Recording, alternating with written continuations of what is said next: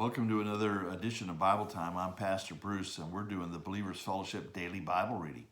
And we're right now in the book of Chronicles. We're in 1 Chronicles today, chapters 13 through 15. And these are important chapters. You'll notice that the theme here of the writer is to show the unity of the people under King David. And we saw them uniting around David as the king. We saw them uniting around the new capital of Jerusalem.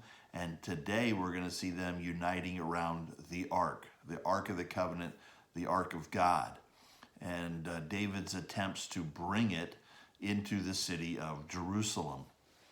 And that is the main topic of chapters 13 and 15. In between chapter 14, it highlights something very positive, which is what the writer's trying to do about David, and how he depended upon the Lord and looked to the Lord and trusted the Lord, and the Lord gave him some great victories over the Philistines.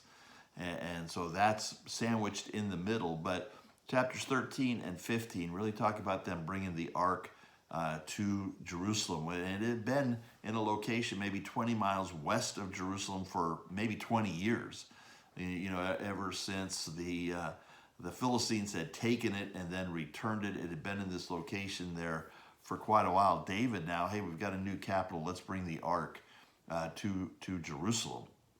And he wants to do that. And you've read the account there in chapter 13 about how they're going along. They're having a great time.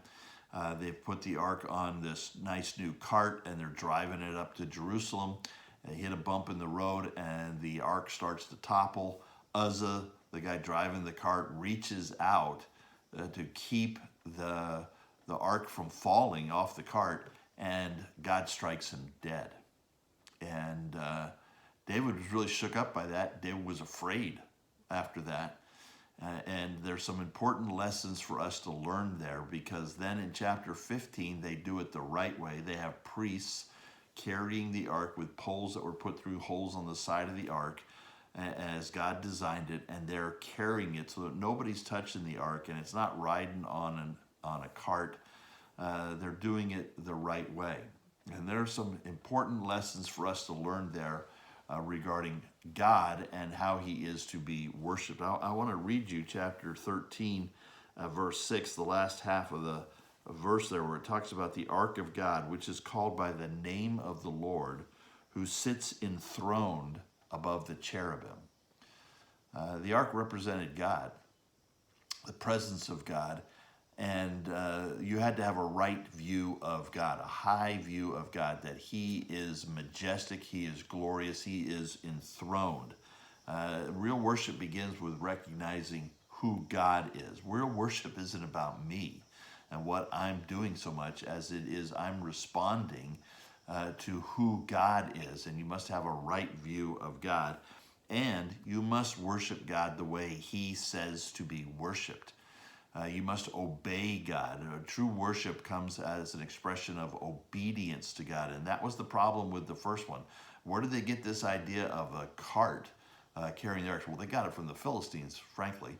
And what's up with Uzzah? I think it's one Bible teacher said Uzzah thought his hand was more holy than the ground that the ark was going to fall on. Well, where did he get that idea from? So they're not doing it God's way. They're doing it the way they want to do it, the way they think they should do it, the way that they think might even honor God the most, without giving any consideration, apparently, to what God says about how to do that. And you got to see here, Uzzah, I mean, the guy's got good intentions, right? He doesn't want, this is a good way to ruin your parade, to have the ark of God fall off the cart. And so he's got good intentions. He's trying to help God, but God doesn't need our help. And so your good intentions don't make up for your disobedience. You're not worshiping God by your good intentions. But then you see that when we get to chapter 15, they do it the right way. And God blesses. God honors that. And you see them worshiping the Lord with instruments and singing, and they're praising the Lord. And you see that true worship is enthusiastic. They're definitely enthusiastic in their worship of the Lord. It's full-hearted, it's joyful. They are just overcome with joy, joy in the Lord. And that's the way real worship should be. And it can't be a phony, manufactured kind of enthusiasm. It comes from really understanding God and treating him like he is God, and by actually obeying him. And that's what we need in America today. America needs to see real Christians really worshiping God, those who hold God in high regard, the highest possible regard, and who are committed to obeying him and rejoice with all their heart in him. That's a combination you don't often find, but that's what we need, and that's what we're praying for. That's what we're praying for, starting on Labor Day all the way to Election Day. We're praying for revival in America, a revival of the true worship of God. That's what we need in our day. Will you pray for that today? Pray for revival. Pray that God would be honored as he deserves. Pray that God would be honored as he says to be honored. And let's make the commitment to do that ourselves.